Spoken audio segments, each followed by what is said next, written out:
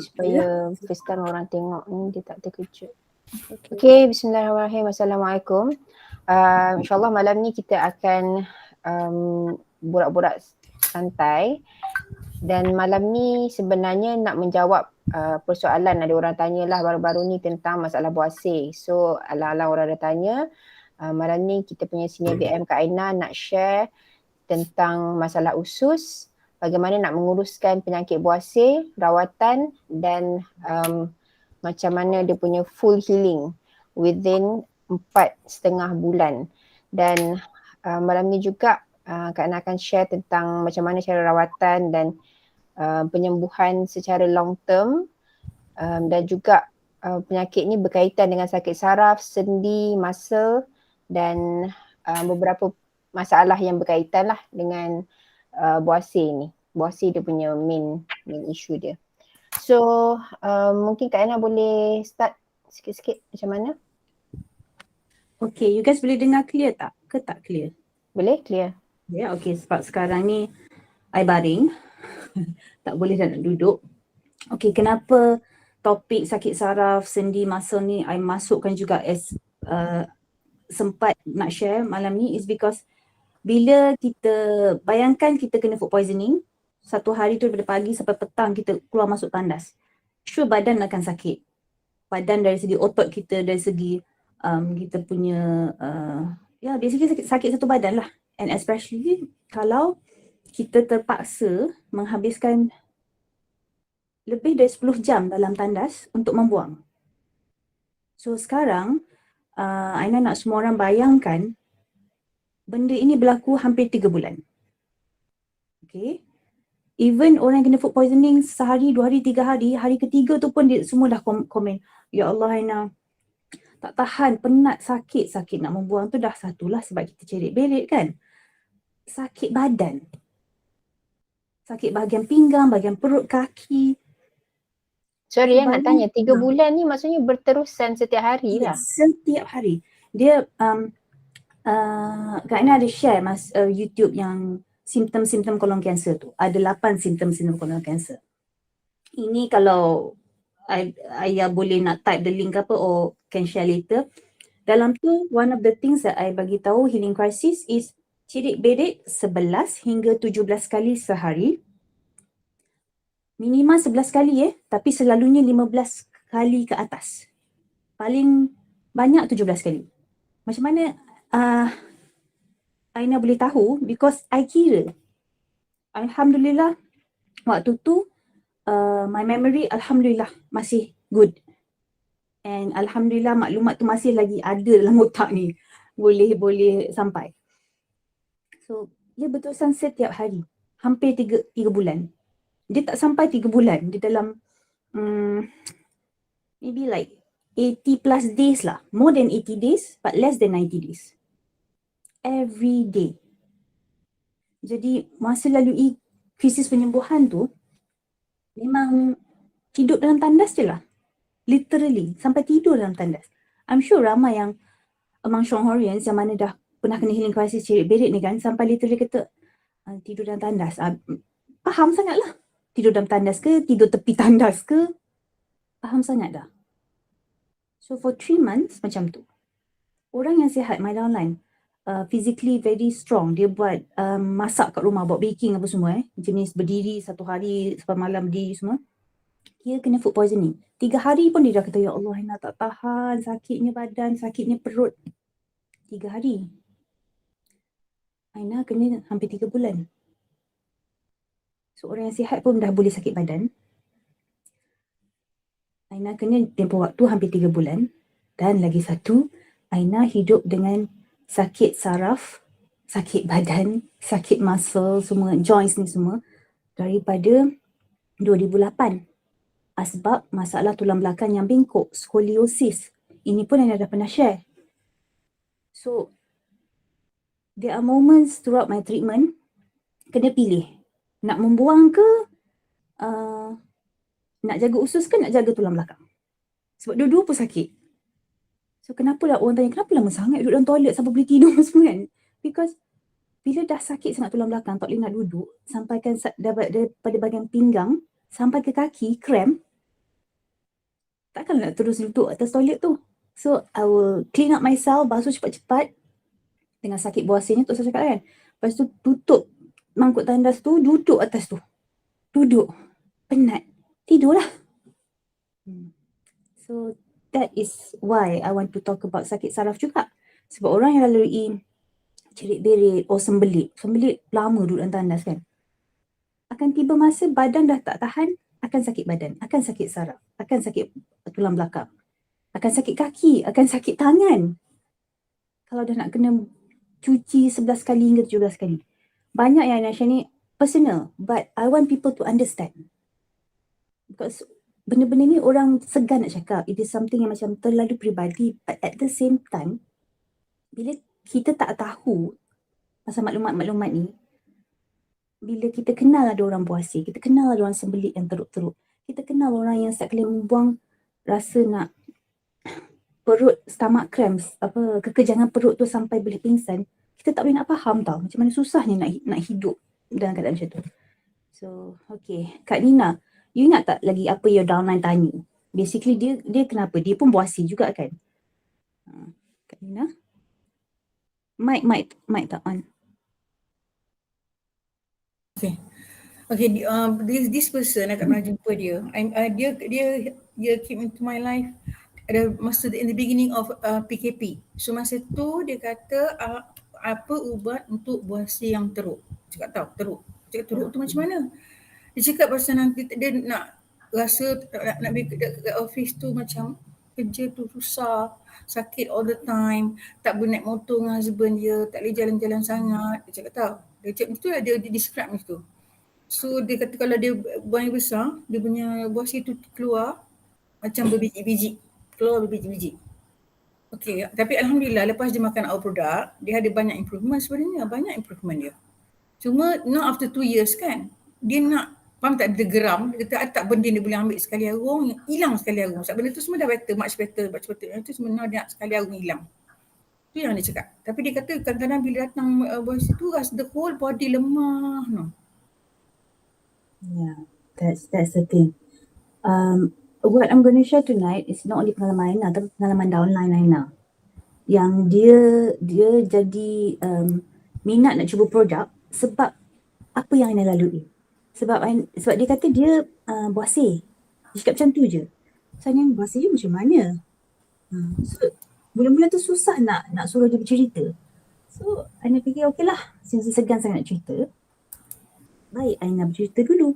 So Aina cerita macam yang Aina bercerita dengan you all sekarang ni, sampai ke tahap detail macam tu, baru dia macam, so you pun rasa macam ni Aina tu. That's why I feel like Aina dah lalui, dah ada maklumat-maklumat ni. It is my responsibility to let orang lain tahu macam mana deritanya orang yang ada sakit buasi. Tadi Kak Nina cakap orang lain kata nak duduk atas motor sakit, nak berjalan sakit. Memang macam tu. Orang yang ada buasi, nak berjalan tak boleh, nak duduk tak boleh, nak pakai seluar tak boleh. So imagine macam mana hidup dia. So I'm just going to share a little bit what happened to my downline. Dia seorang yang aktif. Jenis everyday pergi brisk walk. Macam kita punya nenek Vok Kak Nina, tiap hari pergi jogging tu kan. Grounding lagi tu. Memang respect Kak Nina. Macam orang ni, dia brisk walk. Itu salah satu cara dia kata nak keluar, hidup udara segar, untuk dia beriadah, dia relax, and dia tahu it does good things to her physical health. Dia keep fit lah macam tu. But the moment dia kena buasi, itu dia kena stop. So bayangkan orang yang setiap hari pergi brisk walk, tapi sebab buasi je dia terus tak boleh buat dah. Brisk walk dah tak boleh.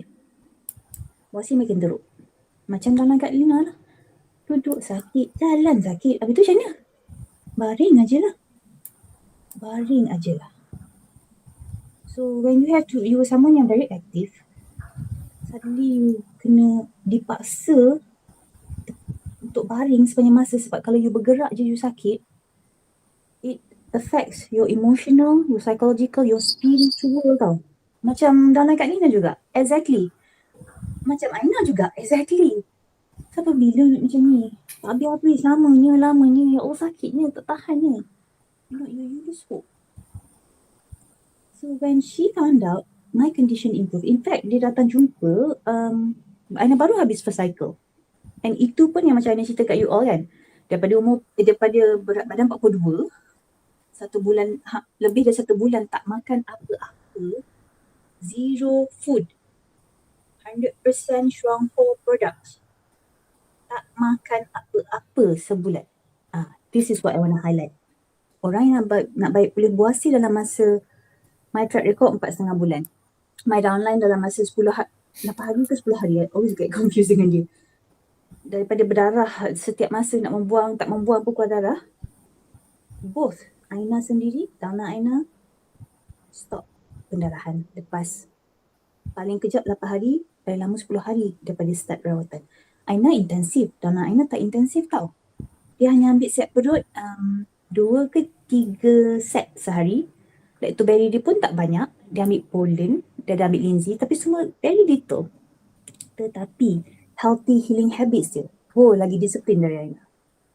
Aina tak boleh makan, bukan tak boleh, tak makan sebulan tu bukan sebab Aina pilih tak nak makan, tapi sebab Allah bagi hadiah, gigi bengkak, mulut semua bengkak, lidah semua memang tak boleh nak gerak, sakit. So I was forced, dipaksa untuk tidak makan. So because of that, kena 100% produk Shuangho lah. So my downline pun lebih kurang sama, tapi dia makan. Cuma makanan dia tak ada gluten, tak ada gula, tak ada protein, dia hanyalah ikan. Ayam pun tak boleh sebab Aina suggest kat dia, why don't you ambil? Sebab dia kata susah lah dia nak makan tapi tak boleh. So saya okay, kalau macam tu ayam, ambil lah ayam organik, ambil lah telur organik. Tapi sebab dia ikut, dia tak nak, so dia just go for fish aje lah, fish veg. No gluten nasi pun tak ada. Kenapa dia tak nak ambil nasi? Sebab dia kata dia nak more towards, dia ambil quinoa every day and a lot of veg and fruits. Tapi masa mula-mula dia jumpa Aina tu, satu je, air dia tak cukup. So that was the first thing that I addressed. Healthy healing habits, pemakanan kita, ada masalah usus, okay, GD kat Ina, GD Sohag, DD kat Liza, semua sebut pasal singkirkan toksin. Kita kena keluarkan toksin dalam badan, cukupkan nutrisi. Dan lagi satu yang add on lagi satu is jangan tambah toksin dalam badan. Untuk orang yang ada masalah usus kita dah teruk, usus kita dah cedera, penuh dengan luka-luka, dah lubang sana lubang sini. Toksin pada kita adalah makanan-makanan yang boleh menyebabkan luka-luka, lubang-lubang, bocor-bocor ni lagi teruk tau. So apa makanan yang boleh memudaratkan lagi usus kita? Aina ikut ilmu yang Mak share sebab Mak daripada kecil ada masalah gastrik yang teruk. So orang gastrik, orang yang ada ulcer kat perut, dia benda-benda yang boleh menyebabkan lagi teruk keadaan ialah makanan yang keras, rokok, name it lah, whatever benda-benda keras lah, semua jangan makan. Benda-benda yang pedas, jangan makan langsung. Benda-benda yang masak, jangan makan langsung. Memang kena pantau. Gluten, yes, stop. Sugar, stop. And sugar pula completely tau. Orang kata tak apalah, gula asli, gula karbon lah, gula Melaka semua kan. Pun buat masa ni lah. Kalau you nak cepat baik, no gluten, no sugar completely. Habis tu nak manis macam mana? Buah kan ada. Kurma kan ada. Aina baru dapat tips kurma as a sweetener instead of natural based sugar kan. Ambil kurma, rendam dalam air. Or you blend the kurma, ambil isi kurma tu blend. Itulah kita punya pemanis. Kita dapat khasiat kurma, kita dapat manis. Orang buat Aina Miss kan. It's sweet, isn't it? So, no sugar, no gluten. Jangan benda keras, jangan benda sejuk. All this ice apa semua. Memang kena pantang makan. Betul-betul kena pantang makan. And makanan yang kita masak tu, sayur, ikan, ayam. Ayam, please. Ayam dengan telur organik. Orang kata ayam kampung. Tak tahulah yang kampung tu setakat mana dia punya okay dia tu. Wallahualam. Tapi I know so far dah pernah makan ayam kampung because of my severe allergy pun react. Ayam kampung tu. So I have to go full organic yang memang certified organic chicken lah. Or at least antibiotic free, hormone free punya chicken. baru tak ada reaction allergy apa ni semua. So apa lagi makanan yang kita masak tu, kita punya protein, kita punya sayur, kalau boleh blend. Sebab sekarang kita nak rehatkan usus. Usus kita dah cedera, dah teruk. Dah koyak sana, koyak sini. So kita janganlah pergi lalukan cili, lalukan keropok, benda keras-keras, kerepek itu, kerepek ini, lalukan asam-asam. So no vinegar, no citrus things, anything asam lah. Food to that extent lah. So toksin untuk orang yang ada masalah usus dan buasi is the whole works daripada bahagian sistem perhadapan kita sampai ke ujung Tambahan lagi kalau ada masalah buasi luaran, you kena avoid semua ni. Stop. You nak heal properly, you kena bagi chance usus you buasi semua tu, peluang untuk dia rehat, peluang cukupkan nutrisi kita, kita punya high nutrition food will be pollen, protein, vitamin.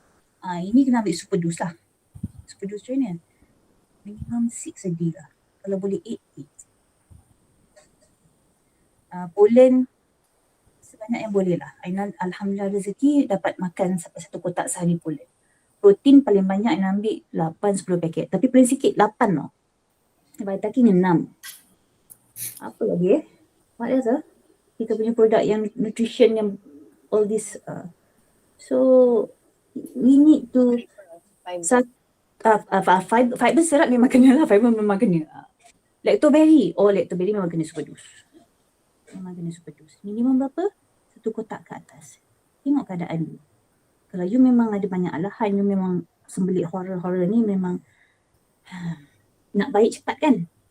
Nak baik cepat dari segi fully heal Because everything that happened to me, I monitor every single day. Sampai kan, tanya betul macam mana you buat susahnya? Tak susah pun. Setiap kali nak masuk tandas, walaupun tandas tu terang, pasang lampu supaya you nampak apa yang keluar. Dan Aina dia cakap, I tak sembelit. Kenapa you tak sembelit?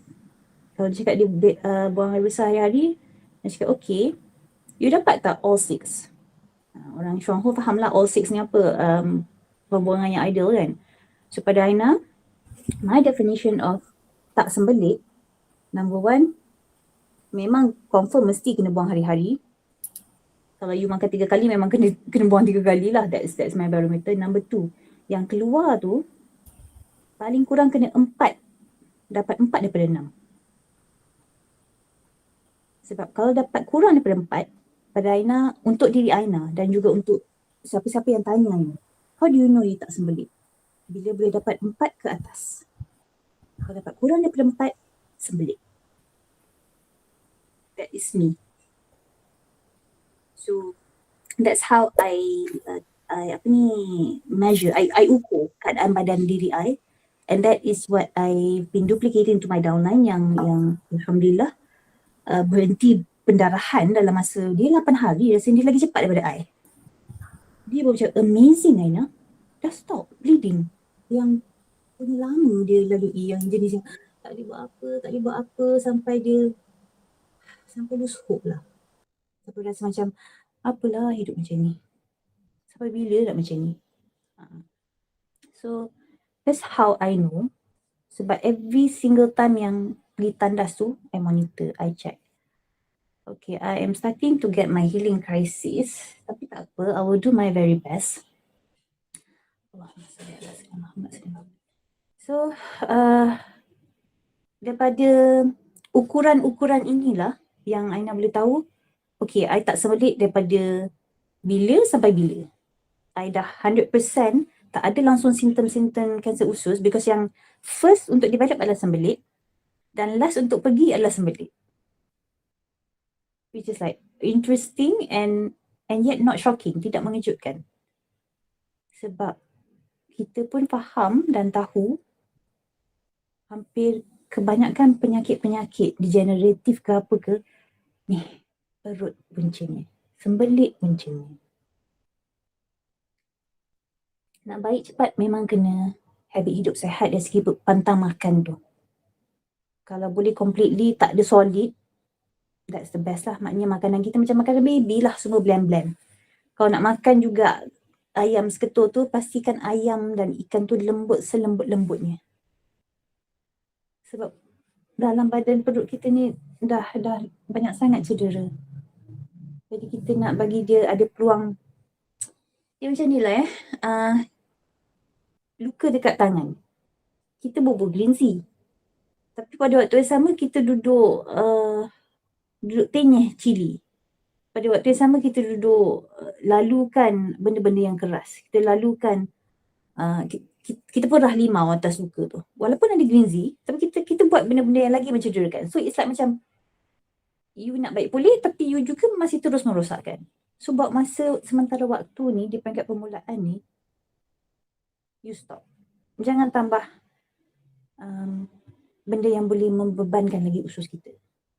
So lagi satu benda yang Aina terus kata, you makan red meat. Kalau makan, stop now. Orang sihat pun daging nak hadam berapa hari Berapa hari kat Nina daging nak hadam? 6 hari orang sihat. Orang yang ada masalah usus, berapa lama? So, apa lagi Basically, pemakanan tu memang kena ubah. No choice. Leceh lah, susah lah. Nak baik tak? Itu je nak akan tanya.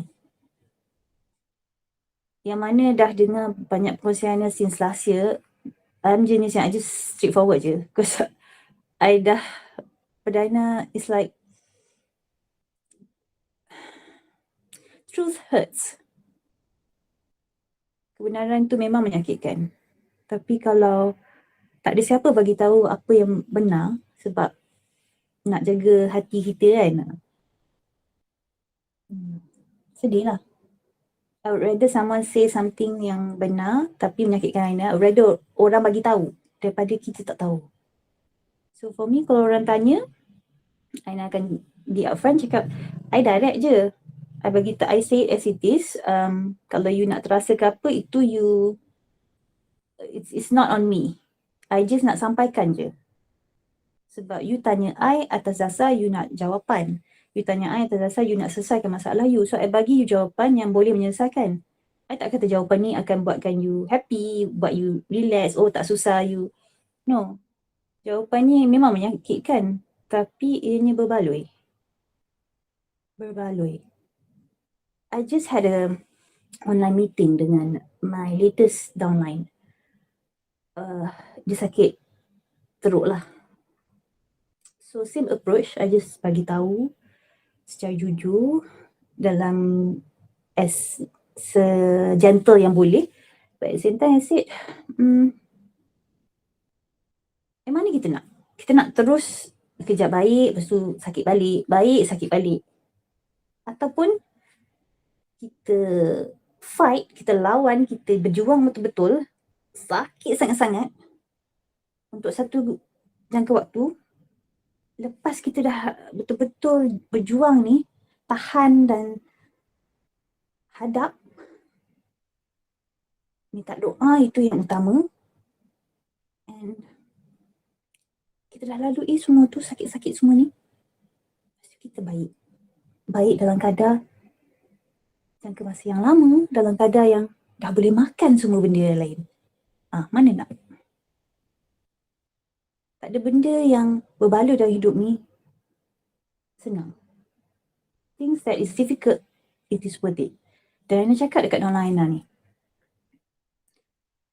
if I have to go through all the healing crisis yang macam nak mati, berkali-kali, setiap hari, berbulan-bulan, I would go through, I willingly, dengan rela Aina akan lalui balik. Sebab apa yang Aina dapat sekarang. The result of it. So, memang susah. Tapi sementara, healing crisis, kena put in the effort lah. No pain, no gain. Makan, kena tukar. Kena stop apa yang mesti stop. Minum, kena cukup. Mesti cukup. No choice. My downline yang terbaru ni, baru just start 13 bulan. 3 bulan, 3 ke 5 bulan Disember dia baru start tau. Tapi sebab dia dah betul-betul faham, Diamond umur selalu share. Kita nak follow up, nak service kan, kita go all out, kita buat betul-betul, give all out lah. Macam dia kata kalau spend time dengan orang on the phone tu 2-3 jam, cakap, explain, just buat, bagi yang terbaik. And I did that with this downline. He is the first downline yang I actually just buat je lah, just share lah. Dia terima tak terima tu up to Allah lah. Yang penting you dah lepas tanggungjawab, you rasa dah lega dah cakap. Kan? So daripada dia awal Disember dia baru start, dia masa tu minum 1.5 liter saja air. And itu pun dia kata susah. Tapi sebab dia faham kalau dia tak buat tu, keadaan dia akan bertambah teruk dalam keadaan yang sangat cepat. So dia usahalah. Lepas minggu, Aina, dia berusia, Aina panggil dia uncle. Uncle dah minum, sebab every time video call dengan dia, every week dalam 2-3 kali lah. Kalau tak pun once a week. Tapi setiap kali bercakap tu memang 2 jam je tu. Cakap, first dia akan tanya, uncle dah minum berapa banyak air? That's the first I ask. Because I know kalau dia tak cukup air, I tak boleh nak suruh dia increase fiber. Padahal dia perlu fiber 6 set perut dia perlu ambil 6 sehari. Itu keperluan untuk masalah dia. Tapi sebab air dia tak cukup sangat, organ-organ dalaman dah terjejas teruk, buah pinggang, antaranya buah pinggang, hati ni semua kan. So I know he needs to address that issue first. So that is more important.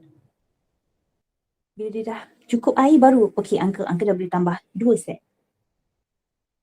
Dah boleh tambah 3 set. Dan I will make sure bagi tip macam mana uncle nak minum. Sama yang Aina share selama ni lah. Okay, uncle minum sekali duduk sejam tu uncle minum 1 cawan. Habis 1 jam tu uncle kena pastikan uncle minum 1 cawan, 1 teguk. Lebih kan? Kita nak kongsi, nak suruh orang buat benda yang susah, kita kena buat sendiri ataupun kita kena fikirkan cara. The best is kita sendiri buat lah kan. Macam mana nak bagi senang benda ni? Ada dalam business meeting. Ayah BM, ayah punya group. Aina selalu join bila boleh. SMART. SMART. Okay. Bijak. SMART is specific ya, ayah. Okay. Specific and measurable. Untuk S tu kan, selain daripada spesifik, Aina tambah senang. Aina tambah simple. Sebab kita nak buat sesuatu yang susah, kita kena pastikan pilih buat yang paling senang dulu. So macam mana nak minum air, nak bagi senang? Buatlah sikit-sikit. Tapi berterusan tambah. So this downline of mine daripada awal Disember, sekarang ni berapa bulan? 20 Is it 20 hari ni? Berapa hari?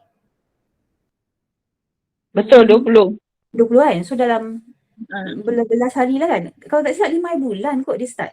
3 ke 5 bulan macam tu. So less than 20 days kurang daripada 1.5, itu pun dia kata struggle nak minum. Subhanallah. Tadi cakap dengan dia, Aina, ke by tengah hari petang tu dah 2 lebih, memang 3 liter ke atas lah. Setiap hari dia boleh minum. Ni dia dah buat daripada 4-5 hari lepas sebab dia healing crisis yang sangat teruk. And I did not expect that dia nak sanggup teruskan dalam dosage yang dia sedang ambil sekarang, because faham dia sakit saraf apa semua ni, sakit dia teruk kan. Saya tanya macam mana ke? Nak continue this dose ke? Kalau tahan, maintain sebab dah ada reaction, dah ada usus dah bertambah baik. Ataupun kalau tak tahan, kurang. Tapi kalau nak cepat, tambah dos. So tanya uncle nak apa? That's one thing. Always ayah selalu share, Kak Nina selalu check, Didi, Kak Liza selalu cakap, kita tanya apa dia nak. Apa yang penting pada dia. Pada kita duk fikir usus dia lah, kidney dia lah, liver dia lah, apa semua ni kan, jantung lah kalau ada sakit jantung kan. Tanya dia apa benda yang dia macam Allah susahnya tak sanggup nak hadap setiap hari. So itu yang kita fokus. So macam uncle ni, Allahumma salli ala sayyidina. Dia sakit saraf. Sakit yang dah sebati dengan hidup dia bertahun-tahun. So bila Aina cakap kat dia, sebati sampai ke tahap kita bernafas kan Uncle? Sakitnya tu dah biasa macam sama biasa kita bernafas. So itu yang dia nak settle dulu. Itu yang dia nak, kalau boleh kurangkanlah. So always ask kita punya prospect downline, terutama yang sakit-sakit penat ni kan, apa dia nak settlekan dulu. So berbalik pada Bossy, ni dah divert. Sorry lah banyak beli-beli.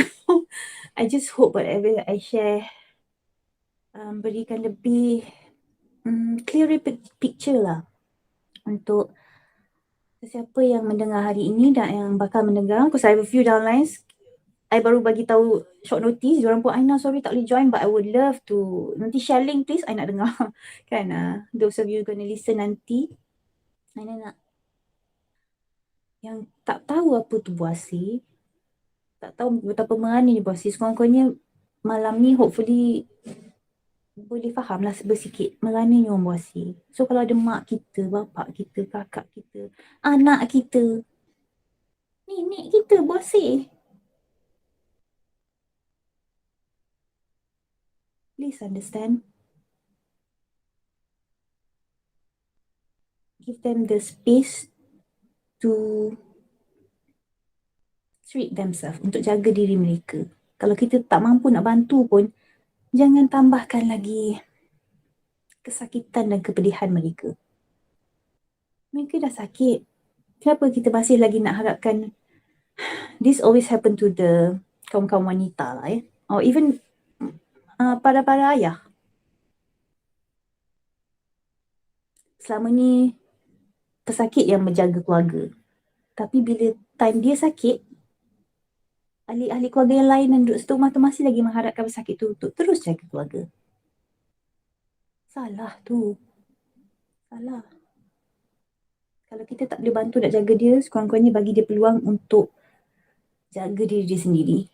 Jangan di tengah sakit tu masih lagi nak harapkan dialah masak, dialah kemas rumah, dialah pergi beli barang, dialah jadi supir. That's the reality of things, but I hope yang mendengar ni sama ada anak-anak, pasangan, cucu, whoever lah yang ada duduk satu rumah dengan orang yang sakit,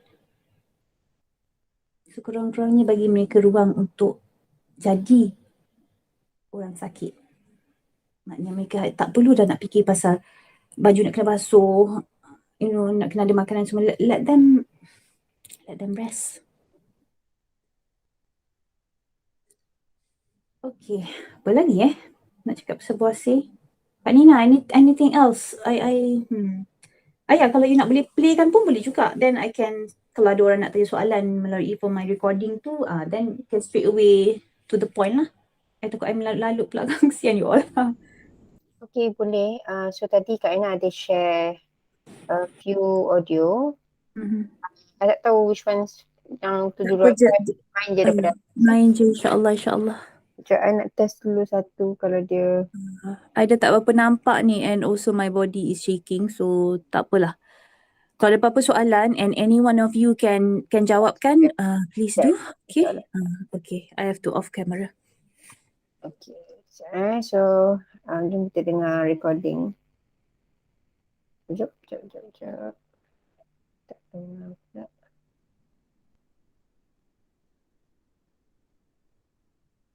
Oh, sementara ayah nak pasang tu, kalau SOS emergency cara terbaik kita ambil linzi, apa-apa pun linzi, YKK ke, YK2 ke, whatever linzi kita sama ada budang kopi. Kalau tak boleh nak bangun apa, make sure ada sebelah bantal kemam. Cepat-cepat kemam, letak bawah lidah. Ataupun just biarkan dalam mulut. And the best is campur dengan pollen sekali. So far, you guys pun dah beberapa kali kan. That helps a lot lah, memang cepat. Kalau perlu tidur dengan linzi dalam mulut, tidurlah. Nak buat macam mana kan? Okay, that's all. Wait, Aina. I'm not referring to sakit masa orang tu tengah sakit buasir. Tengah sakit apa-apalah. Kalau you boleh kemam Vitaking, kemamlah Vitaking or YKB. Okay, tadi my downline, dia teruk sangat healing crisis kan. Dia bukan buasir. But so far for me, any pains, produk yang I know boleh bantu kurangkan sakit for my pain management, paling common is CO Coffee.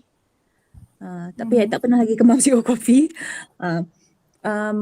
Vitaking, CO Coffee, Lindsay itself, now with YKB, itu yang ambil buat shake.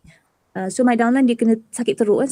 Sakit dia memang, dia selama ni memang selalu pergi solat berjemaah, dan suddenly dah 2 hari dia kena stop sebab dia every time dia communicate dengan Aina message dia akan type, but that day, that night tu dia voice note, and voice note dia memang you know that he is in a lot of pain.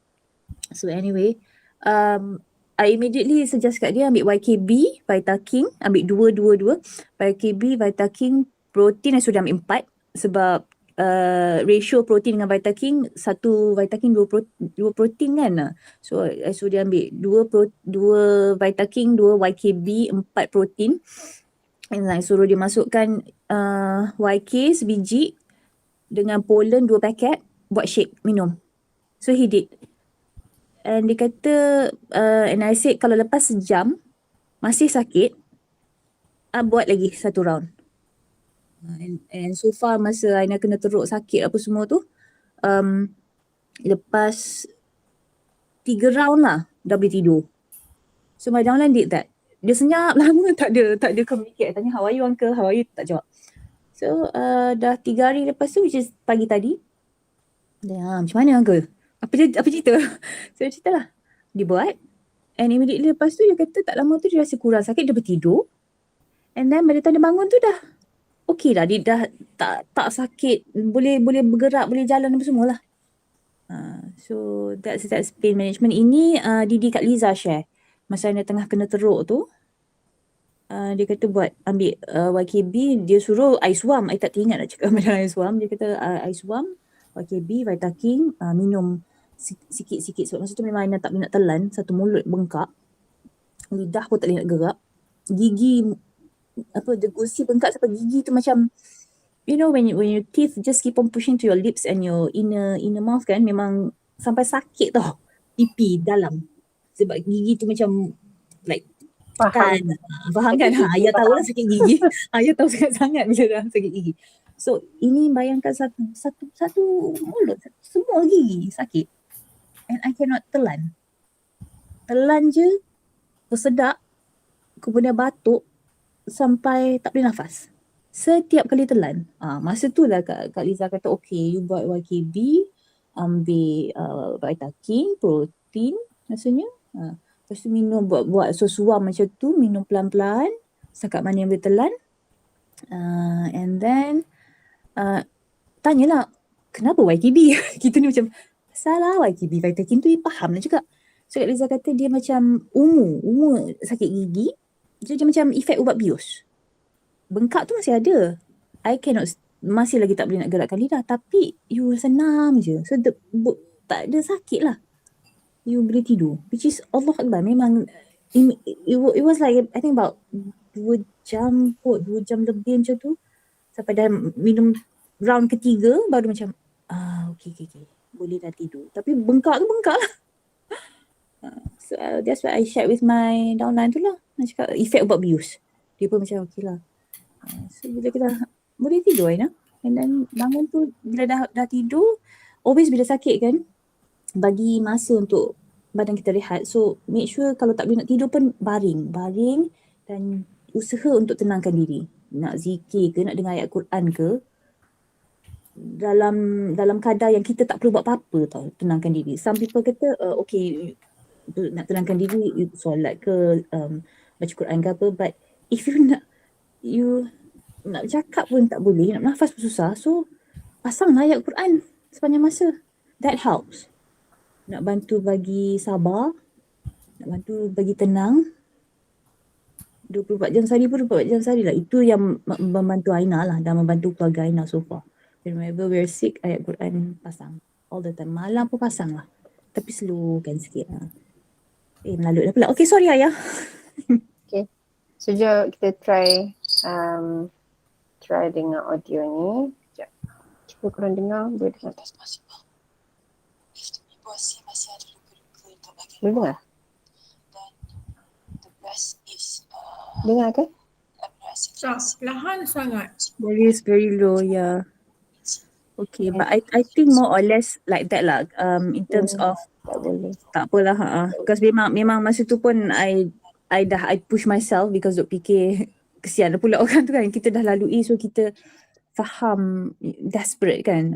So try jugalah nak bercakap walaupun dah tak boleh bercakap. Itulah hari tu ayah ada share kan. Ayah Kak Aina sakit the whole gigi satu mulut kan.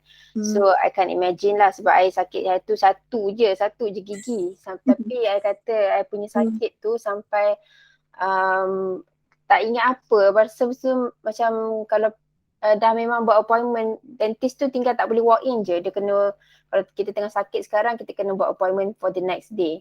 So ada buat appointment dengan doktor tu sampai ayah rasa macam kalau doktor kata kena cabut gigi yang sakit tu and 2-3 gigi bersebelahan pun ayah sanggup dah masa tu. Sebab rasa macam that's the only thing yang boleh settlekan sakit tu, kena cabut. Tapi masa tu fikir sebab the previous time dia sakit tu, doktor kata sebab ada makanan tersangkut dekat gusi kita ni, kadang-kadang dah gusi kat belakang tu kan, dia macam makanan boleh tersangkut kat situ, so itu jadi infection dan jadi sakit. Tapi dah berus habis dah, masa sakit-sakit pun dah berus habis dah, rasanya memang dah tak ada makanan langsung dah sangkut, dah floss apa semua, sakit-sakit pun floss, tapi still sakit. So fikir rasa macam tak tahulah macam mana Lindsay boleh membantu ke apa kan. Tak rasa, tak nampak masa tengah sakit tu, tak nampak apa rasa nak dia tak nak nampak hilang. Macam mana boleh relate. Ambil tak, Lindsay boleh sakit gigi hilang kan. tak nampak macam mana dia boleh relate. Tapi I just fikir ambil je lah sebelum pergi jumpa doktor esok, mana tahu kalau nak kena operate surgery ke apa, dia membantu ke apa kan. So I just ambil, masa tu ada YKI dengan Lactoberry je yang makan. Immunity that's it lah. YKI immunity dengan Lactoberry. Of course kalau tak Lindsay lumur-lumur tu dah tak Confirm. berkesan pun kan, tak berkesan masa sebelum tu. The next day, I siap buat appointment pagi-pagi sebab konon-konon macam tak tahan sangat dah sakit tu kan. And bangun pagi je, Masya Allah, tak ada dah. Tekan-tekan, tak ada sebab sakit tu semalam tu, kalau buka mulut je dah sakit dah. Tak payah nak cakap tekan lah. Pegang pun sakit kan? Pegang pun sakit. Makan bubur pun sakit. Makan Yes. bubur, ada ayam-ayam kat dalam bubur tu, tak boleh kunyah, terus telan je ayam ketul-ketul tu. Lepas tu Masya Allah pagi tu terus hilang sakit, I terus call dentist dan cakap, doktor I punya gigi dah tak sakit, I tak nak pergi kan. Doktor pun gelak aje. So masa tu I rasa what happened was dia sakit tu, ni I punya sendiri punya conclusion lah kan, badan kita sendiri. Logik akal kan?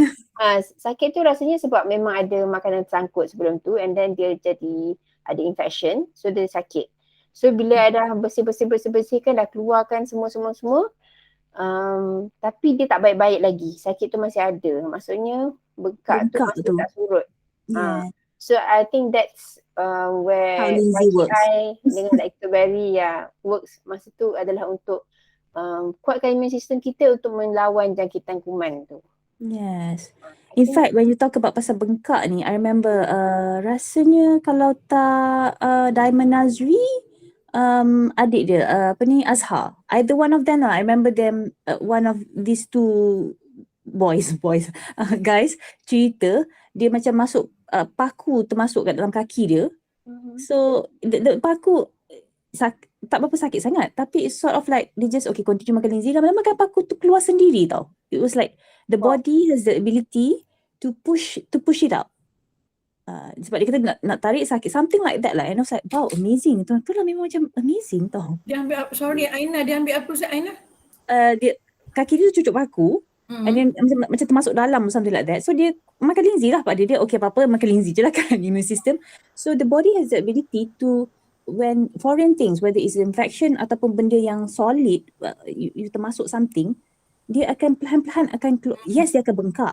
Memang tempat yang termasuk benda ni apa semua akan bengkak initially. But that is our natural punya body immune system punya defense mechanism kan. Dia akan bengkak dulu. Lepas tu dia akan slowly keluarkan. How dikeluarkan adakah melalui benda tu some dengan nanahnya apa semua tu kan. But some literally memang keluar. Kata ya benar but Okay, dia makan linzi je. dia makan linzi lah. Dia makan lebih linzi masa tu. Ayah, sorry ya. Ayah, tadi ayah ambil apa untuk sakit gigi ayah? YKI dengan lactoberry. The last time I ambil tu YKI dengan lactoberry. Tu jadi Banyak mana? Banyak mana? Allah, satu sachet je YKI masa tu and lactoberry tu I ambil macam 4 macam tu kot.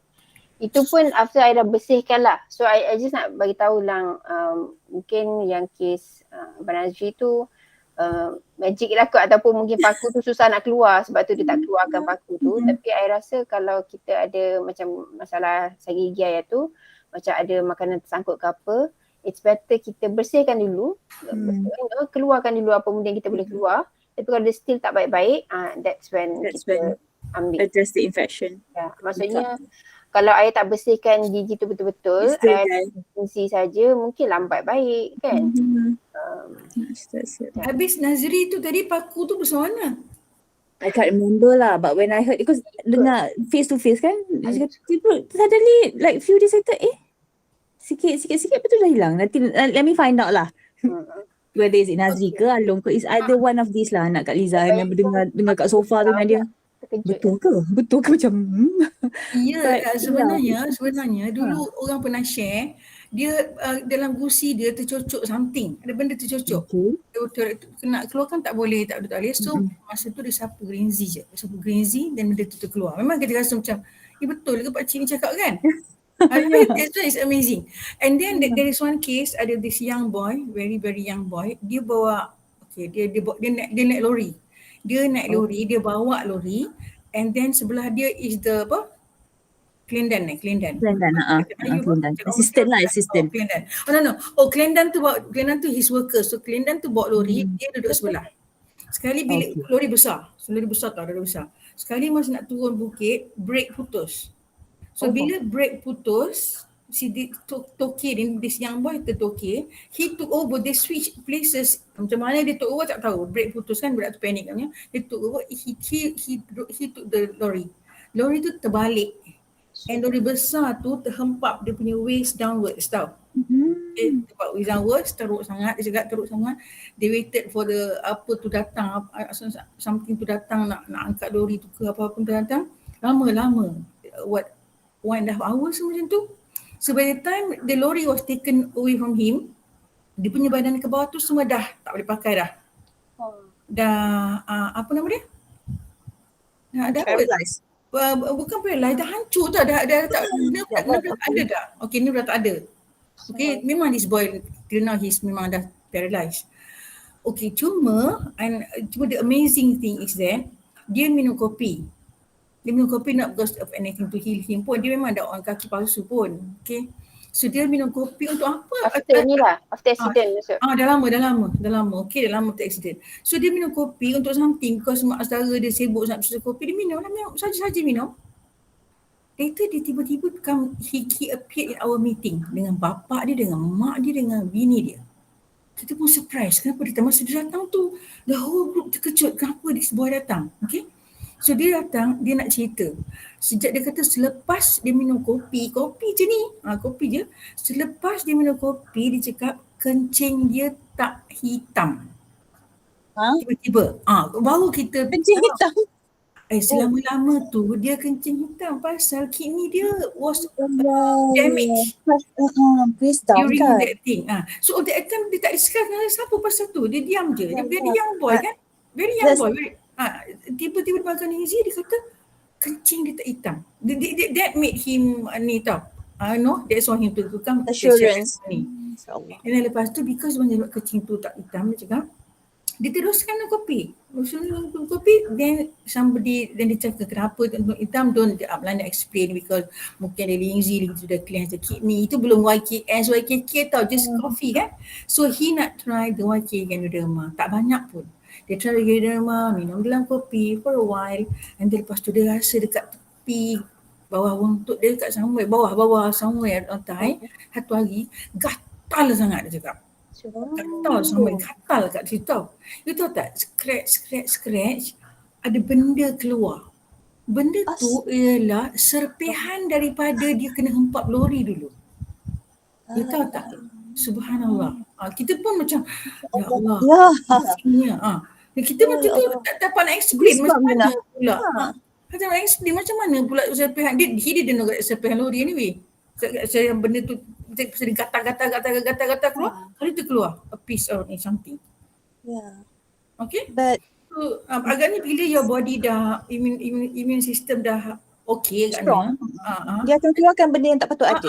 Tapi dia nak kata, bila kita nak use that testimony, sebenarnya benda tu terlalu sikit, nanti kita guna macam tu, nanti orang lain try, mana tak ada pun I try kopi, I try gengsi. Jadi kita susah nak cakap kan. That's a different testimony. Kadang ada orang dengar testimony minum kopi apa-apa, stroke boleh berjalan. Dah orang klip itu, dia minum kopi bertahun-tahun, stroke tak jalan kan. Yes, betul. I have a lot of downlines macam tu. Tak jadi pun kat I. I dah makan Lindsay, I dah minum teh ke apa. So I macam okay, apa lagi nak cakap. So for me, especially kita dah tahu keadaan kesihatan dia betul-betul to what extent kan. Yang what I usually do dengan orang-orang yang selalu keep on questioning, I dah makan Lindsay, I dah kopi, vitamin, gerbak. Orang ni minum kopi je. Dah baik boleh jalan kan. Saya just macam ni lah. Orang tu, dia baru start makan ubat, BP dia baru. Lepas tu dia kena stroke semua. You stroke, you dah bertahun-tahun BP tinggi, you dah macam-macam benda, your lifestyle is the opposite of healthy healing habits. So I always remind them, keadaan badan you macam mana? Keadaan badan you macam ni? Ingat tak you dulu macam ni? Ingat tak ni? Soalan cepu mas. Orang selalu tanya, berapa cepat boleh dapat efek ni? Kalau ambil satu kotak ni boleh dapat tak? Dia suka tanya macam tu. Okay. Kak Nina, you want to answer? Yeah, because yang buat kes berhasil, actually that case berhasil tadi kata macam ni, boleh tak you kasih I satu benda, I nak beli yang paling-paling mahal pun I nak boleh beli dalam sebulan. Dalam sebulan boleh settle. Kalau settle, I nak beli yang paling mahal pun boleh. Macam mana kita nak jawab tu kan? Okay, because some people they have one say, makan produk pun banyak, for many years, lepas tu in the end tiba-tiba I'm talking about myself, sorry. Tak apa, that's the best kan? Kita cakap pasal diri sendiri. Bertahun tiba, mana dia pergi after berpuluh-puluh tahun, you know tak? Selama tu kita fikir Orang kaya memang diuji macam tu. Allah Allah. That's why you tak tahu bila you kan. Sometimes bila kita nak kasih testimony pun susah kan. Dulu I had gums berdarah. Gum berdarah tu, kalau gosok gigi je dia berdarah. Kalau bercakap sikit gum berdarah tau. Tapi tiba-tiba, biasa you're not supposed to look for the result immediately because your body dia macam-macam kan. So I actually don't know when that gum start berdarah, when that was hilang, I tak tahu because that semua benda ni is long term. Walaupun kita dah berjaga kesihatan, okay dah brisk walking dah say kan. Walking every day gitu. That doesn't guarantee anything. That's why kita kena, macam nak cakap dengan orang, tak boleh janji kan. It needs to be holistic. Macam tadi, macam pagi tadi tu. Because I just tanya dia balik soalan-soalan yang macam, okay, uncle dah berapa lama sakit ni? Selalunya orang tak berapa comfortable nak share betul-betul tau. So I get a lot of information from orang yang kena rapat dengan dia. In denial lah. It's not in denial, it's more of malu. You sort of like, you tahu. Tapi to actually like accept that, okay, you need to do something. So simple way of saying it is like, okay, kalau you pergi jumpa doktor, would you ask the same question? That's the approach that I use tadi, which I can see walaupun dia switch off kamera sebab dia dah sakit, dah terbaring. Dia tanya, kenapa enggak? Okay.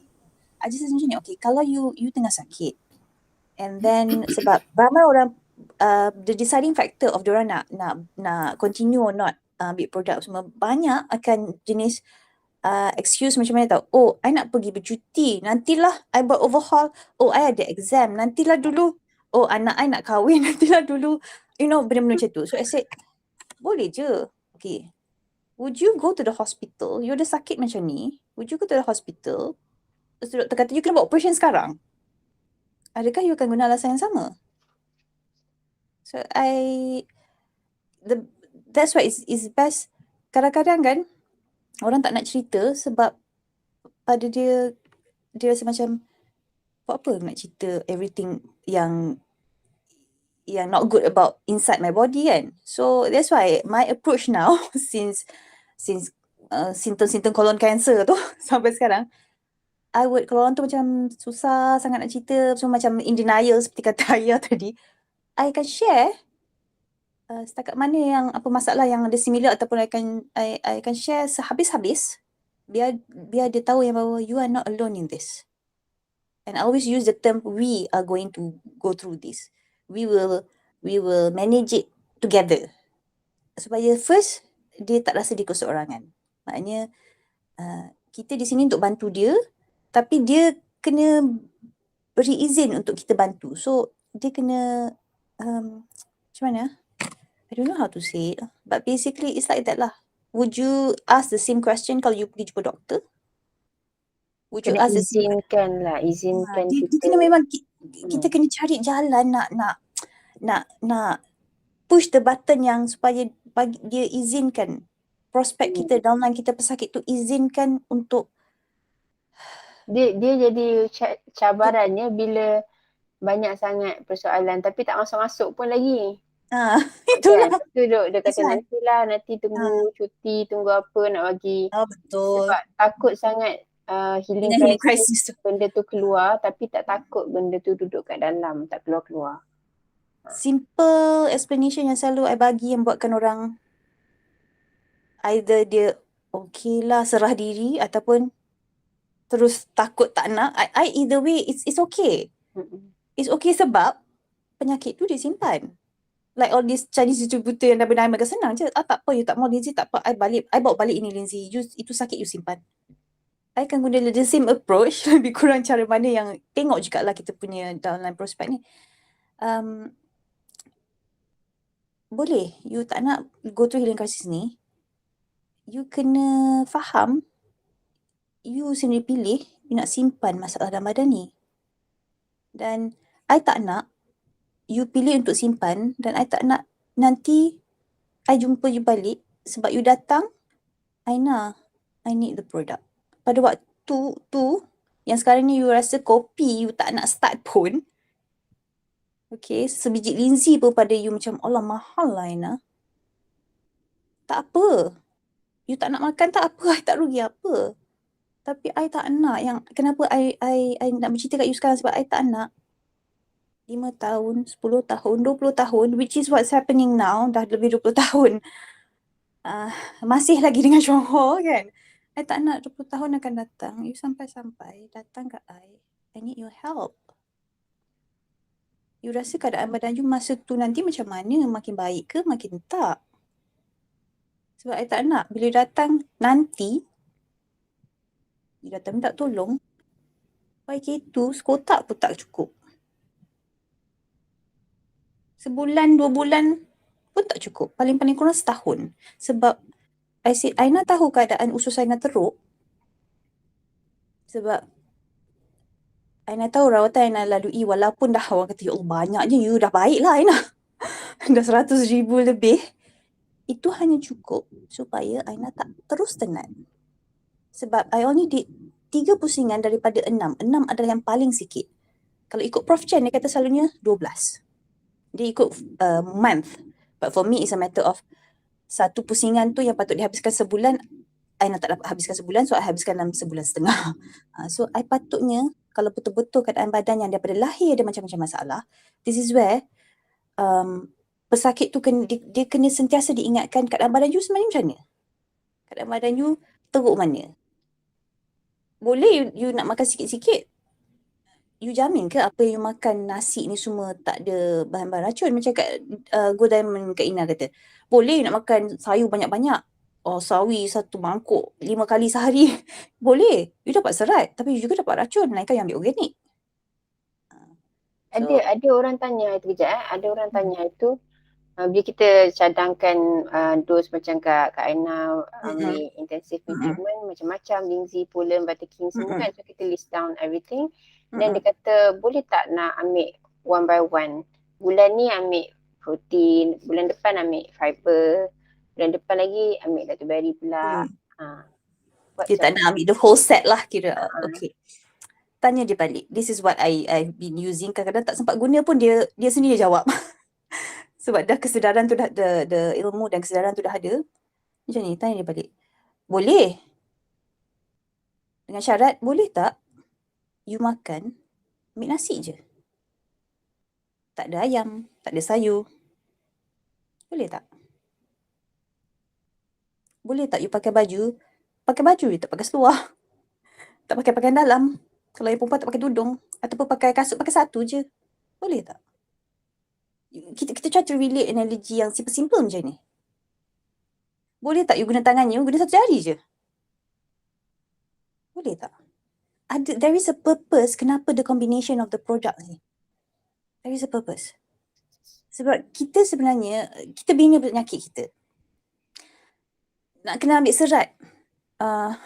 Kalau ikut nutritionist, Miss Jai, ni zaman kita meeting dekat PJ dulu hotel, sebelum 2006 I ingat lagi dia cerita, nak cukup fiber, keperluan fiber serat sehari, kalau tembikai, kita kena makan 10 biji sehari. Allah, kenyang. Sampai nak termuntah kot nak habiskan 10 biji tembikai sehari. Sayur berapa mangkuk nak kena makan sehari. Boleh tak? Tak boleh kan? So sekarang, cadangan-cadangan kita dari segi dia ambil fiber, dia ambil protein ni semua, ialah cadangan-cadangan yang nak dapatkan kesan optimal. And ianya bekerja secara sinergi. It needs to be together. Boleh tak makan nasi je? Nasi je. Lepas tu masak nasi tu air setengah je. Boleh tak? Something like that lah. That's Alhamdulillah rezeki dapat mengajar budak-budak kecil. So I'll try to give examples yang macam simple macam tu. Jadi budak kecil boleh faham. Buat perumpamaan hari tu macam, itu bagus juga kan. Macam tak lengkap lah maksudnya kan. I buat perumpamaan hari tu macam, what if kita nak cuci toilet, hari ni kita cuci lantai je. Lepas tu esok-esok baru cuci sink. Lepas tu esok-esok baru cuci dinding. So by the time kita nak cuci dinding, lantai tu dah kotor balik. Kan, betul tak? Betul, penat dia pun sama je. Setiap kali nak cuci tu kena sediakan juga. So itu macam spontaneously datang perumpamaan tu, sebab I macam tak sangka orang ni nak tanya soalan macam tu kan. Which is understandable. At the end of the day, they said cost apa semua, apa mahal apa semua kan. So macam I bagi example Madam Ain yang patutnya dia record, lepas tu bila ayah offer dia kata okay. I know dia kata betul lah. Okay, dia tahu keperluan keluarga, keperluan diri, dia perlu produk. Tapi budget. So dia adjust and adapt dia punya cost seharian, perbelanjaan seharian. Yang mana tak penting tu okay, ketepikan dulu. Sebab dia kata apa-apa memang kena minum, apa-apa memang kena makan. So might as well macam anak-anak. I remember she shared dekat the first ngopi ngeteh. She was the speaker. She was the main speaker actually. Macam-macam cerita apa injap jantung bocor. I was like ya Allah. Pada umur 32, 34 macam tu. Allahumma salli ala sayyidina Muhammad sallallahu. So dia kata anak-anak suka benda manis.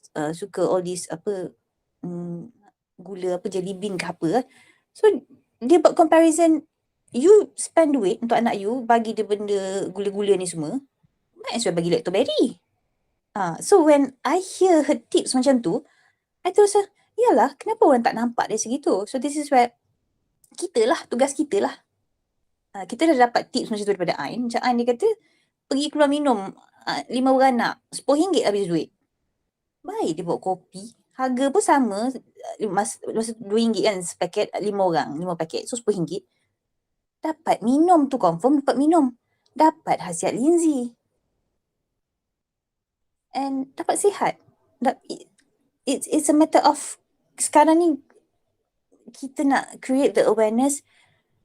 The product is something that we need. Macam mana? Maknanya boleh, you tak nak makan ni semua tak apa. You nak pergi hospital tak apa. I always, when people question me, kenapa you tak pergi hospital Ana? I was, people actually say it to my face, you crazy? Why are you taking such risks? Are you stupid? Those are the things that terima, hadap je lah kan. So I just cakap macam ni. Tanya balik orang yang tanya tu. Awak kenal tak siapa-siapa yang ada masalah lebih kurang macam saya? Ataupun masalah kanser, apa-apa jenis kanser yang dapatkan rawatan di hospital? Setahun selepas itu apa jadi kat pesakit tu? Macam mana keadaan hidup dia? Macam mana kualiti hidup dia? Macam mana kualiti hidup keluarga dia? Financially dia macam mana? You spend a lot of money for treatment. At the end of the treatment, apa you dapat? Kalau boleh habis treatment. You spend a lot of money and time ulang alik ke hospital. Of course lah kan ada orang teman kan. Salah satu reason kenapa Aina, selain daripada my hemophilia, which is something yang dentist pun tak berani nak bagi green light. Bukan green light lah, dia macam okay kalau itulah pilihan you, tak apalah, tak payahlah buat crown. Walhal orang lain, one of my downlines, memang kena buat, kau tak buat nanti gigi tu rosak lah apa semua kan. So buatlah beribu-ribu. Lepas tu kita bukan sekali kan, nak kena pergi berkali-kali. So in that situation, and yet in my condition, because I just mentioned hemophilia, okay, Aina tak pergi hospital sebab hemophilia, sebab severe allergy, alahan kepada bahan kimia yang sangat teruk. Yang ketiga, sebab Aina tak cuba elak daripada kena dapatkan rawatan di hospital adalah sebab Aina tak nak my family members kena sacrifice their time and energy, kena ambil cuti nak teman Aina. Ulang alik, teman duduk kat hospital. No, I want them to use very limited money that we have untuk spend untuk just nak do all these things lah. I don't want to burden the people that I love. So kalau baik boleh merawat or just to continue uruskan apa-apa masalah yang ada di rumah, my family can continue to live their life. My sister boleh terus pergi kerja, balik, tukar shift dengan mak. Kata, you need anything? You know, that kind of thing. Because Aina sendiri pernah lalui kena teman orang duduk kat hospital admit lebih sebulan. 5-6 jam sehari. Tak boleh pergi hari-hari, 3-4 kali seminggu. Selama sebulan lah. So I don't want that to put my family to go through that. So for me, it's like ada duit, okay, we do the treatment. Tak ada duit, we manage ikut setakat yang boleh. But I want it at home. So that at least my family don't have to put their life on hold semata-mata nak jaga Aina. That's why I don't go to hospital. Apatah lagi bila tahu rawatan, prosedur hanya untuk periksa je pun dah boleh memudaratkan. Ada orang kata, Aina, you tak payah buat all this scope. You just ambil stool sample sahaja. Tu je. Apa you takut? I tak perlu scan ke? That's why the topic X-ray je pun kan, tak bahaya. It's invasive. It's all lagi merosakkan badan. Kenapa saya nak gunakan masa, tenaga dan saya nak put myself in such pain and misery, kesakitan dan kemeranaan, is there such a word? I don't know. Nak meranakan diri untuk sesuatu yang lagi akan merosakkan badan saya. That's basically it. Do I make sense? Hello? Ya, betul Aina cakap tu. So memanglah kalau orang tak faham, especially di luar Shangho punya, dia akan macam kadang allergic lah kalau kita sebut kita just treat ourselves dengan produk saja kan. Ya, dia kata you ni tak absurd lah. Kan? Macam ajaran sesat. Ya. Tapi But I pun terima juga benda tu macam tak sup sangat lah ni. Tapi at the end of the day nanti bila diorang pun dah sakit, diorang pun takut nak pergi jumpa doktor. Ina yes. takut nak jumpa doktor kan. So kata takut nak jumpa doktor, ambil lah kat dalam drawer tu ada apa-apa pilih. Kan ada linzi dan sebagainya. Betul macam dan bila sendiri dah rasa kesan dia nanti pandai dah makan sendiri. So kita Yes. kena And then lagi satu, now macam with this particular yang daulan terbaru Aina ni, sebab dia sakit all the time, macam yang I mentioned just now, sakit dia tu, Allahumma salli ala sayyidina. Sakit dah sebati dengan hidup, sampaikan sakit tu dah macam bernafas, all the time. So because of that, dia kena makan ubat dia panggil ubat saraf. First I ask, ubat tahan sakit ke? Tak. I dah tanya doktor kata bukan ubat tahan sakit, ubat saraf. So I was like, okay. Apa tu makan jadi macam mana? Always kita always kena tanya tau. Kena tanya sampai kita tahu apa yang dia buat, apa yang dia dah buat sehingga keadaan badan dia sekarang dalam kondisi macam ni. So tanya dia, habis tu lepas uncle ambil ubat saraf ni macam mana? Dia kata boleh tidur. Terus, kuat ubat tu. Dia pun, yelah boleh tidur. That is why dia ambil. Sebab kalau tak ambil, dia tak boleh tidur, sakit. So bayangkan bertahun-tahun kalau tak ambil, tak boleh tidur. So dia ambil lah bertahun-tahun ubat saraf. So kita pun dah faham. Ubat yang immediately ambil terus dapat efek, maknanya kuat dari segi apa? Maaf lah kalau ada doktor yang mendengar semua, it's more of like the effect of it to your saraf, the effect of it to your body is very potent. So tak terkejut lah buah pinggang dengan liver dah rosak. So I said, okay lah uncle, I tak nak cakap banyak and I cannot, it is not my place, bukan tempat Aina nak suruh uncle berhenti. Tapi kalau uncle tanya Aina, apa Aina akan buat kalau if I'm taking that medicine, I would stop. So I cakap kat my downline, you research sendiri. Cari maklumat pasal ubat ni. Apa benda ubat ni sampai begitu powernya, magic. So you know what? 2-3 days later, second video call. Aina, uncle dah Google dah ubat ni. Betul Aina? Dirosakkan liver and kidney. Dah. Saya kata, Pah, betul macam mana? Uncle dah stop dah.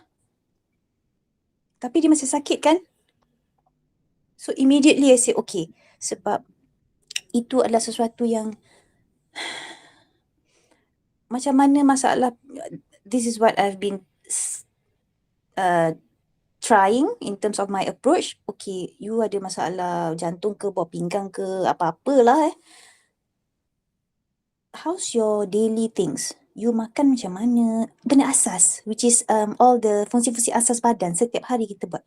Pembuangan macam mana, makan macam mana, tidur boleh tak, kentut tak, peluh tak, rasa sihat, rasa cegas ke tak.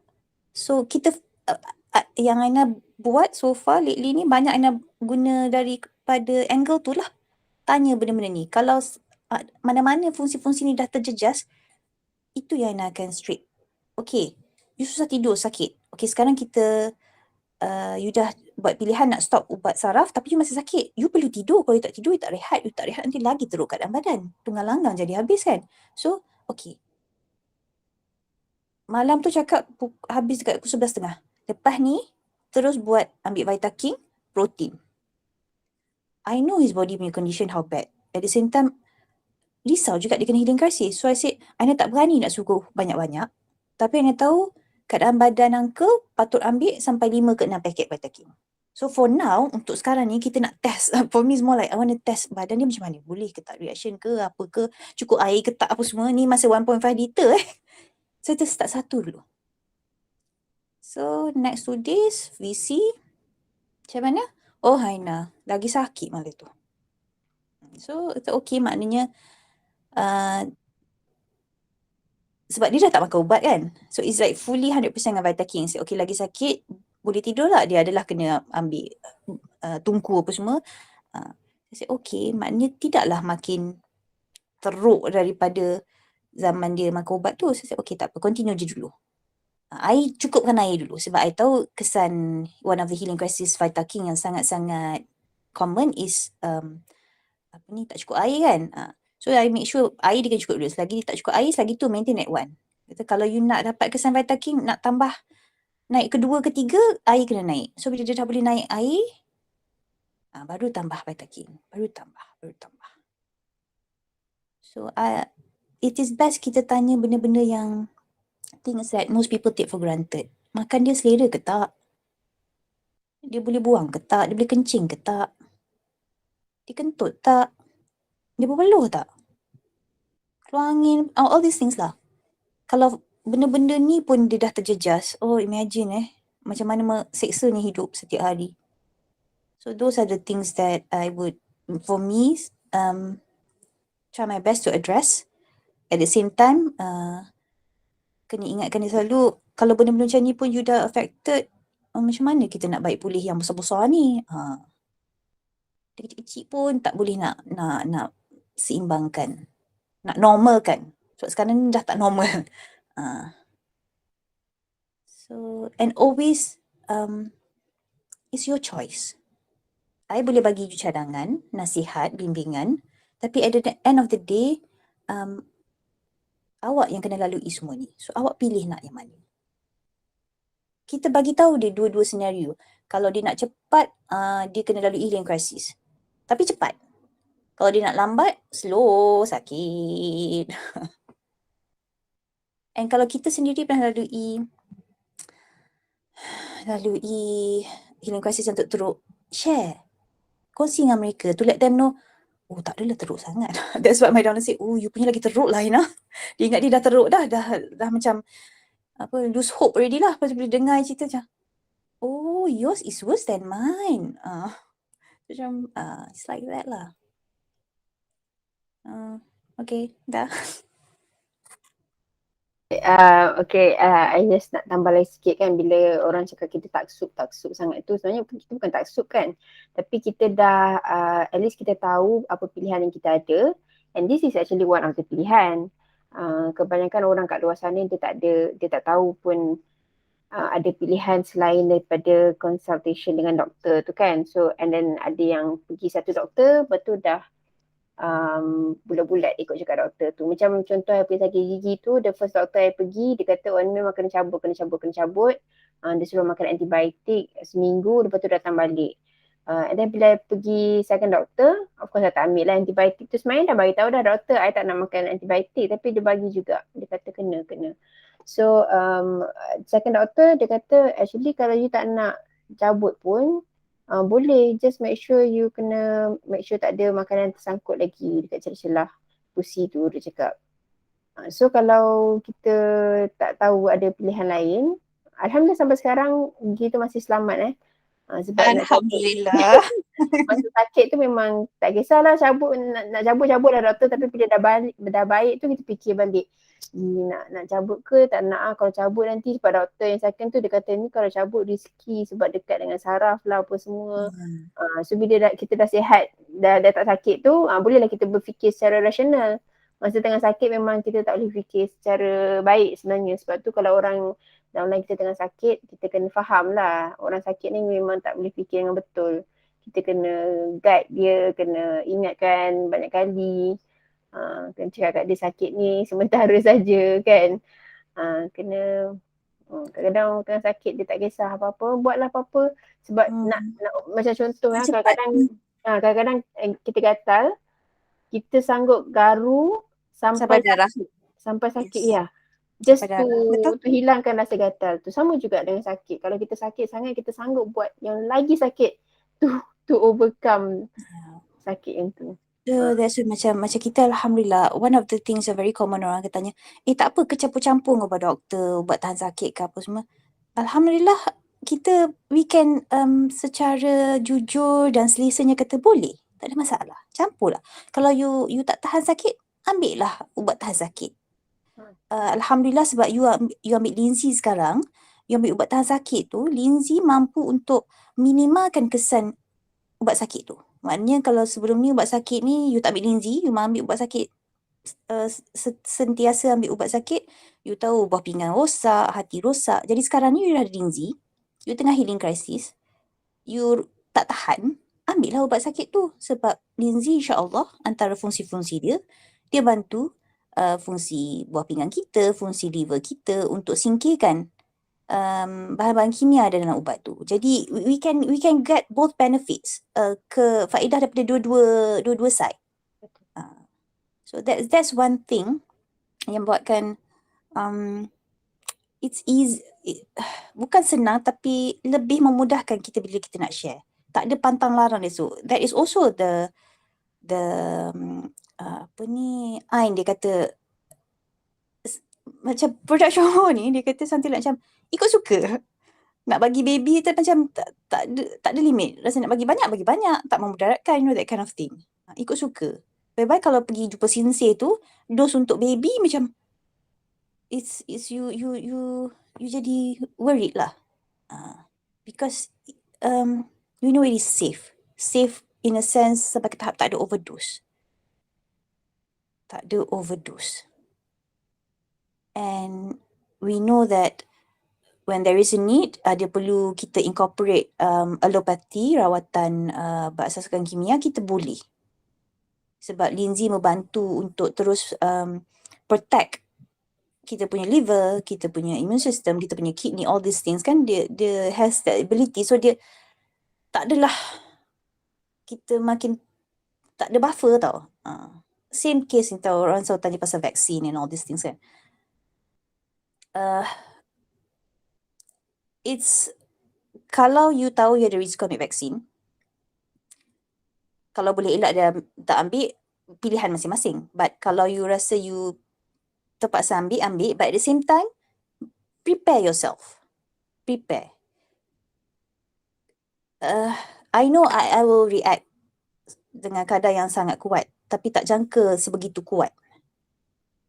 My condition got worse after my second dose vaksin. First dose pun dah teruk. Teruk macam mana tau? Dah ada allocation budget untuk vaksin. Sebab tahu, sure kena teruk lah, safe effect. Siapkan budget untuk second dose. Tapi first dose pun bukan saja dah habis, tak cukup. So, ambil second dose lagi teruk. Tadi discuss sama Mama kata share, let people know. My family daripada first dose vaksin, mine was in July, sampai ke hari ini. 2-3 hari lepas, I akan cakap dah belanja 30,000. Hari ini dah lebih dari 30,000. Sebab dah order lagi. Hanya untuk stabilkan. Bukan bertambah baik ke apa, just stabil tau supaya tak teruk. Itu myself. I know I'm gonna get reaction, but I did not know it's this bad. But at the same time dah prepare tau. Prepare produk. So kalau pilih nak ambil vaksin dan kita tahu badan kita, badan anak-anak. Sekarang kan budak-budak dah dapat boleh register kan? Berapa tahun? 5 tahun hingga 12 tahun? 5 tahun, 12 tahun. 5 to 12 years old kids. So this is what I share with my girls daripada sekolah. I nak merayu pada diorang. Please research. Research, cari maklumat seberapa banyak yang you boleh cari. And make an informed decision. Buatlah pilihan yang bermaklumat. Research, especially those yang anak daripada kecil dah memang sakit. Anak yang daripada kecil dah dengan asmanya, dengan alahannya, dengan whatever lah masalah yang daripada kecil dah memang dengan berubat aja. Ada bekal ubat sentiasa. Research. Dan bila still pilih nak vaksin juga, prepare yourself. Make sure you ada benda yang boleh bantu you, buffer you. In my family's case, boleh stablekan keadaan bila dah kena tu. So dah ikhtiar duduk cara. Cara yang memang ditetapkan oleh undang-undang negara dan cara yang semula jadi yang selamat dan berkesan. So what's next? Patut ambil booster? No way. Officially announcing I'm not getting boosted. Redha kalau tak boleh keluar rumah pun. Sebab my family dah, ya Allah, belanja tu dah satu hal. And you know what? Allah Akbar, sorry. there is a video, it's an official hearing dengan FDA ke apa. Aina tak dengar pun. Aina tak tengok video tu, Aina dengar. Mak pasang, Aina dengar. And I cried dengar sebab I feel rasa, ya Allah, relief. Lega sangat-sangat. Glad and relief sebab satu, I wasn't going crazy. Sebab sakitnya memang sakit. And this lady, dia masuk dalam team yang the first volunteer untuk vaksin. Dia awal dulu kan. And sebab ramai daripada mereka dapat kesan yang sangat teruk, sampai ke tahap, ini lagi Aina macam, ya Allah, ingatkan family Aina dah teruk 30,000, masa tu 20,000 masa dengar 20,000 dah belanja. That lady, Aina screenshot. My husband and I refinance our house nak cope with side effect vaksin. This is real dekat US. Ya, tak ramai yang dapat kesan sampingan, segelintir. Tapi yang bila kena tu kenalah. And the condition yang side effect vaksin ni, semua orang ramai yang kata, alah short term. Betul short term. Hampir semua orang kena short term. Kita, it's not right to say everybody kena. Hampir semua. Sebab terlalu ramai kena kan short term. Tapi Aina sendiri, my downlines, my family, Aina dah masuk kategori mid term. Sebab short term pada Aina setakat 3 minggu sebulan. Mid term dah lebih daripada 6 bulan. Masih kesan tu ada sehingga hari ini. Masih. Sebab beza tau. Sebelum vaksin dan selepas vaksin. Sakit-sakit, sendi sakit ni apa semua. Dah lebih 6 bulan. Ada yang Alhamdulillah bertambah baik. Ada yang setakat stable je, like myself, stable je. Ada produk lebih, better lah. Tapi bila, biasalah poket kan, tak cukup produk, teruklah balik. Ada yang makin bertambah teruk. So that lady yang dekat dia jadi, dia bagi testament, dia testify lah in a official hearing. Suicide, very high. Side effect, macam-macam. Her summary, kalau kita kena COVID, your government, if you have COVID, your government will take care of you. Medical semua ditanggung kerajaan. Kalau masuk hospital lah sekarang, kalau home quarantine tak lah kan. But if you have side effect from all this vaccine, you're on your own. Tanggung sendiri, bayar sendiri. So, those yang nak consider, because this is what I shared with my kawan-kawan girls daripada sekolah. Yang mana yang tak sure, tak pasti. Carilah maklumat sebanyak yang boleh. Tak pasti nak registerkan anak untuk vaksin, carilah maklumat. Dan kalau you tahu anak you memang ada bermasalah, then prepare lah. Kalau you masih pilih nak bagi, prepare lah. Prepare. Prepare secara physical, your physical body, your emotional, your psychological. Because it's going to affect all these things tau. When you are constantly in pain kan. Dah melalut dah. Ayah, sorry. Tak ada. Itulah. Ada Aunty Rina ke siapa-siapa nak tambah ke? Tak ada apa-apa nak cakap. Kalau tak ada apa-apa dah boleh lah kot. Unless ada siapa-siapa nak ada soalan ke apa ke. Are we on topic? Ada siapa-siapa ada soalan tak? Tadi topik asal kita tentang buasi kan. Tapi sebab semuanya kan berkait. Ya. Kita buasi dan Okey, nak cakap sikit. Apa ni, maknanya kan kalau kita vaksin ni membazirkan produk yang kita dah makan tu, betul tak? Dia kan akan turunkan kita punya apa? Yang kita dah selama ni prepare badan kita elok-elok kemudian vaksin, lepas tu booster lagi. Membazir lah, betul tak? Betul tak? Sajalah tu one of the point. Apa sendiri fikirlah masing-masing. All of us kita apa I like to use the term fikir logik akal lah. And from there pilihan sendiri. And ada few of my donors terkejut kata, I know you ambil vaksin. Kenapa? Terkejut. I didn't expect you to ambil vaksin because you side effect teruk semua. Ya, tapi as a family we discuss and we make decision as a family. And at the same time masing-masing pilihan masing-masing. But yeah, we decide buat informed decision lah. Pilihan yang bermaklumat, dah tahu dah akan kena side effect. So macam, okay. Kalau Aunty Ita tanya jawapan jujur, I nak membazir lah kira-kira produk tu. For me, Dah terpaksa at lah. least I know. Sekurang-kurangnya I nak tahu. It's tak ada benda yang merugikan sebab kita dapat pengetahuan, kita dapat pengalaman. Ianya sakit dan perit, and yet at least kita dah buat dah. So orang tak boleh nak kata kita ikut apa yang diminta. We do our best untuk ikut undang-undang. We are not saja-saja nak kata nak tolak apa yang telah disuruh oleh undang-undang negara and all these things. Because yalah masing-masing ada tu yang terpaksa ambil sebab kalau dia tak ambil dia tak boleh bekerja. Tak ambil tak boleh nak So it's Aunty Ita dia kan menjawab soalan Aunty Ita. It's like Ya, faham lah. Ada yang frontliner nak kerja, nak bagi nak sara family kan. Jadi they have no choice lah. Kena juga ikut undang-undang negara lah.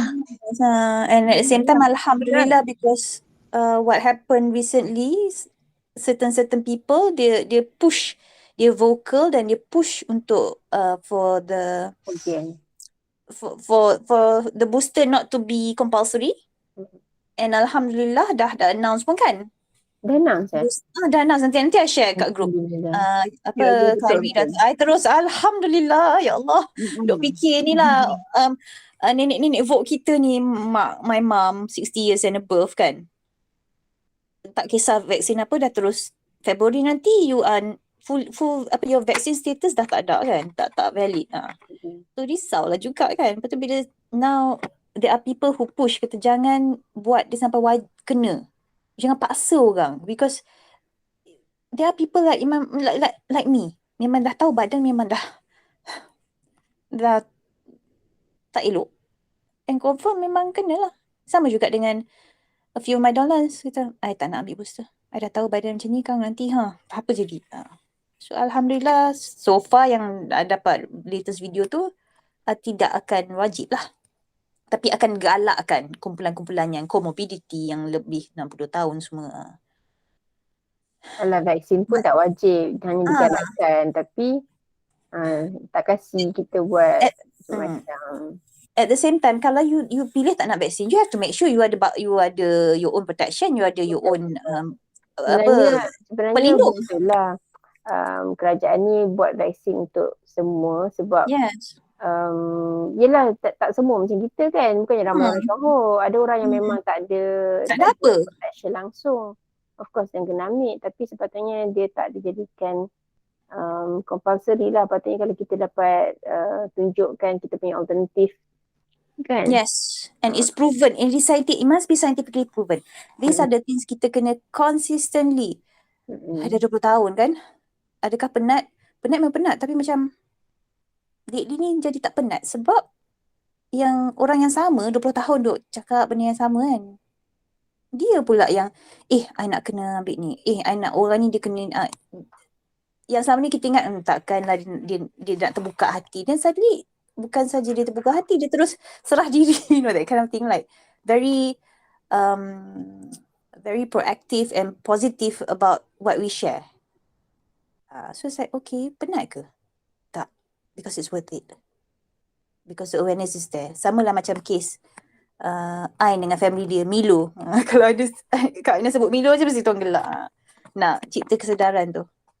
Just make sure kita ada kita punya perisai, yang pastikan perisai yang kita guna untuk protect our body is scientifically proven, accredited, dan CJ itu sentiasa dapat kelulusan. Kita dapat kelulusan sampai 2025. Itu sijil kita tu. Buku hijau tu. My downline yang baru ni terus order sekali buku hijau, buku purple pink, bahasa satu, Inggeris satu, buku Poland. Dan Kak Siap cakap kat dia, Aina bagi pinjam sampai Angka habis treatment. Dah habis treatment, kalau Angka rasa buku ni bermanfaat, simpan. Kalau rasa tak bermanfaat, bagi balik. Dan seboleh-bolehnya, kalau ada peluang, Angka bawa buku ni jumpa doktor Angka. Buka muka surat ni. Tunjuklah bahagian gambar liver tu. Explain sikit-sikit, dia dah faham. Because buku kita ni, ya Allah, yang 20 tahun Aina cerita, tak nak apa, you punya Lindsay ni apa, semua kan dia tak faham lagi that kind of thing. But when the timing is right, when the awareness is there, the knowledge dah cukup, buka je page tu, explain sikit, terus. Okay, 11 boxes YK2. Okay, every month, 5,000. Tak sampai setahun, hampir setahun, dah lebih dari 100 kotak YK2. Penat ke 20 tahun bercakap? Dah lah. Ayah, kita dah 11 suku dah ni. Okay. Alhamdulillah, baring je. Thank you so much Kak Aina for sharing malam ni. Alhamdulillah. Kak Aina okay je throughout the meeting. Nak baring je throughout the meeting. And thank you so much untuk semua yang attend meeting ni. So rasanya time's up dah ni. Dengan manusia-manusia askar semua dapat tidur Dah tidur dah. Okay.